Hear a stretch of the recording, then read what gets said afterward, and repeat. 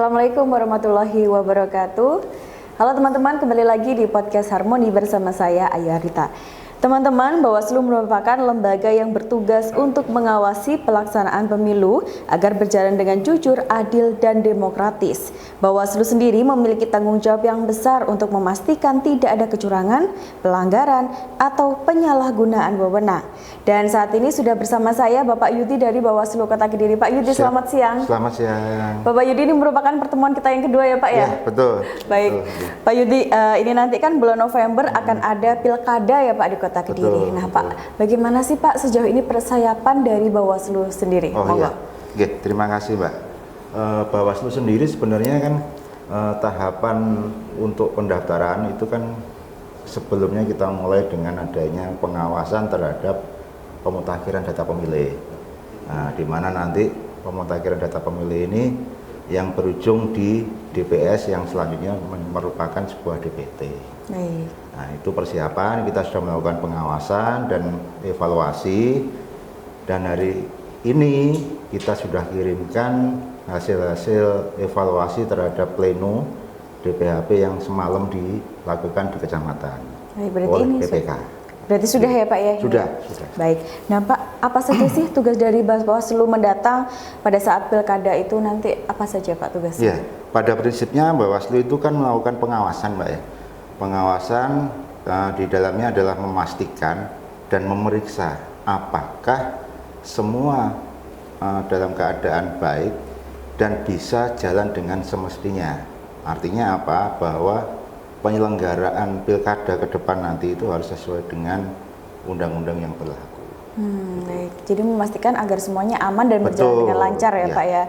Nah Pak, nanti kan kita kemarin sudah bersama dengan KPU ya Pak ya. Nah, menurut informasi akan ada pendaftaran untuk bakal calon wali kota dan wakil nanti pada tanggal 27 sampai 29 ya. Nah, ketika sudah mendaftar nanti itu masa kampanyenya kapan sih Pak dan sampai berakhir saat kapan nanti? Oh iya. Jadi gini Mbak.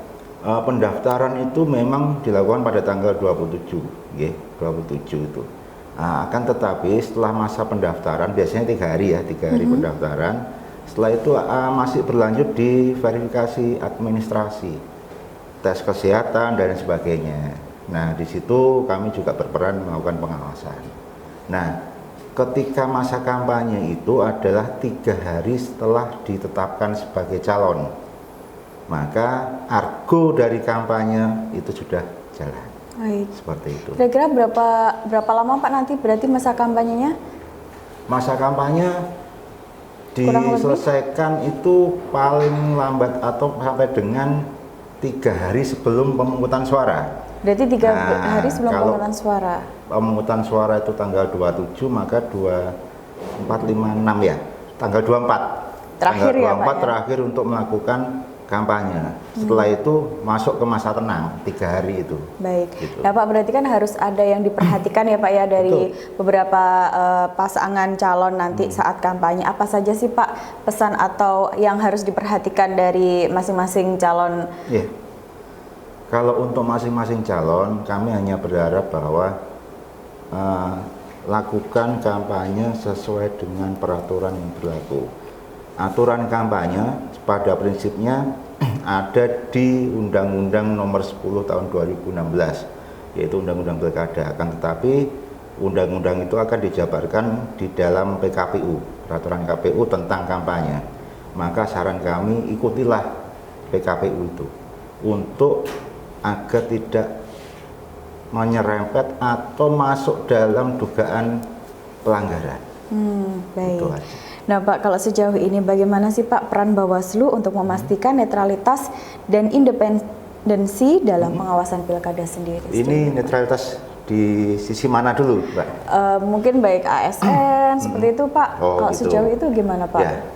Kalau sebenarnya semua itu kan sudah diatur di dalam Undang-Undang Nomor 10 Tahun 2016, Pak, tentang netralitas, baik itu dari penyelenggara, dari ASN, TNI, Polri, itu memang sudah diatur di situ. Sebenarnya kalau kita ngomong tentang ASN, pada prinsipnya ASN itu punya hak pilih kan di situ. Baik. Sebenarnya tidak terjadi masalah ketika para ASN ini mendengarkan visi misi program dari para calon. Berarti ini tidak masalah ya, Pak? Akan tetapi hal ini saya boleh bilang bahwa beliau-beliau itu boleh melakukan mendengarkan sifatnya, tapi hanya pasif. Tidak turut aktif. Nah, tidak aktif. Cuman yang kami hati-hati perlu kami sampaikan bahwa sekat antara aktif dengan pasif atau pasif dengan aktif itu sangat tipis sekali. Berarti harus diperhatikan juga. Betul. Ya Pak ya, karena kalau ada beberapa pelanggaran tuh juga sangat mengganggu seperti itu. Ya Pak ya, bagi ASN sendiri akan ada sanksi seperti itu. Betul. Juga ya Pak ya untuk ASN sendiri. Baik, nah Pak, apa saja sih langkah yang akan diambil dari Bawaslu sendiri apabila ada calon nih selama masa kampanye itu melanggar larangan atau aturan yang sudah disepakati sendiri? Sebenarnya Bawaslu itu punya yang namanya pencegahan, Mbak. Memang fungsi Bawaslu pertama adalah pencegahan. Jadi kita selalu melakukan pencegahan terhadap hal-hal yang berpotensi melanggar, baik itu dari paslonnya, baik itu dari warga masyarakat Kota Kedirinya, penyelenggaranya, ASN-nya, APH-nya. Nah, itu kita lakukan dulu yang namanya pencegahan. Pencegahan bisa berbagai macam cara, lewat sosialisasi atau komunikasi. Misalnya mau ada kegiatan A seperti A gitu bisa konsultasi atau urun rembuk di Bawaslu. Berarti Bawaslu sangat menerima ya. Betul. Pak ya itu. Kita ada yang namanya posko pengawasan, Mbak. Pojok pengawasan. Dan di situ kita buka di situ. Apabila ada yang memerlukan informasi, konsultasi, bisa enggak kita membuat agenda acara seperti ini agar tidak melanggar bagaimana? Itu kita terbuka di situ. Berarti itu lewat diakses seperti itu atau Bawaslu ada pertemuan seperti itu, Pak? Itu tadi. Bisa melakukan audiensi, bisa melakukan by surat, mungkin mau ketemu kapan atau datang langsung. Baik, itu juga bisa ya Pak ya. Nah Pak, apa sih upaya Bawaslu untuk memberikan edukasi kepada masyarakat sendiri tentang pilkada yang akan mendatang dilaksanakan? Kalau dari Bawaslu cuma mengharap bahwa ini adalah event dari Kota Kediri khususnya. Kami hanya mengharap mengimbau kepada warga masyarakat Kota Kediri agar cerdas dan pintar untuk memilih. Artinya apa? Semua itu dikembalikan ke dirinya masing-masing. Mau memilih asalkan dengan hati nurani. Jangan memilih berdasarkan hal yang lain yang berpotensi pada pelanggaran. Karena pelanggaran di dalam pilkada itu sama dengan pelanggaran dalam pemilu.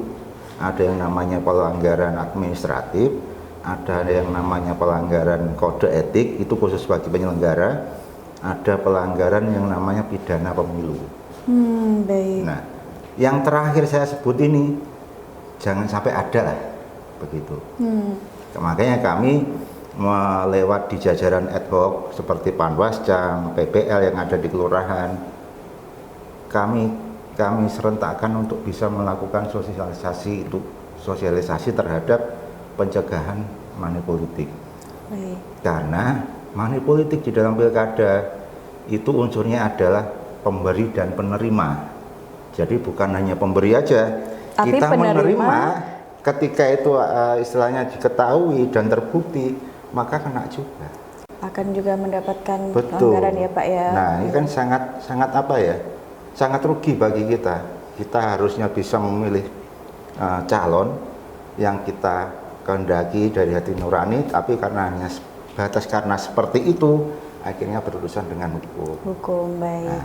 Nah Pak, kalau apabila ada pelanggaran sendiri, adakah informasi atau kontak yang bisa dihubungi kepada masyarakat untuk melaporkan hal tersebut? Bisa. Pak?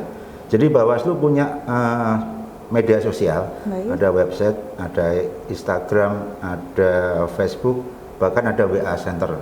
Oke. Ya, Nanti berarti call bisa center. dihubungi ya Pak ya? Bisa. Kalau silakan. kalau dari Instagramnya sendiri, Instagramnya apa Pak kalau boleh tahu? Bawaslu Kota Kediri. Bawaslu Di Kota ketik aja Bawaslu Kota Kediri pasti. Langsung. Nah, Berarti nanti bisa melaporkan lewat situ ya Pak ya? betul. Baik. Betul.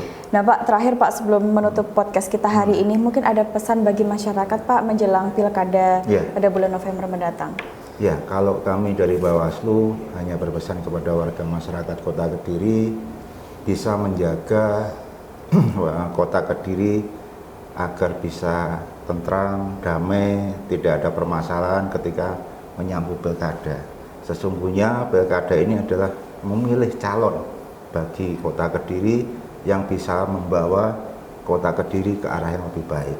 Jadi gunakan hati nurani, gunakan pikiran yang cerdas, yang pintar untuk bisa memilih paslonnya. Baik, terima kasih Pak Yudi Siap. atas waktunya. Semoga ke depan masyarakat lebih tahu informasi yang lebih pasti dari calon-calon yang akan menjadi wali kota dan wakil wali kota, dan tentunya kita berharap ya Pak seluruh masyarakat Kota Kediri bisa memberikan hak suaranya Betul, untuk pilkada betul. pada bulan Harus, November harus, mendatang. ya. Siap. Baik, terima kasih Pak Yudi atas Sama-sama. waktunya, dan saya Ayu Adrita beserta kru yang bertugas mohon pamit undur diri dan wassalamualaikum warahmatullahi wabarakatuh. Waalaikumsalam.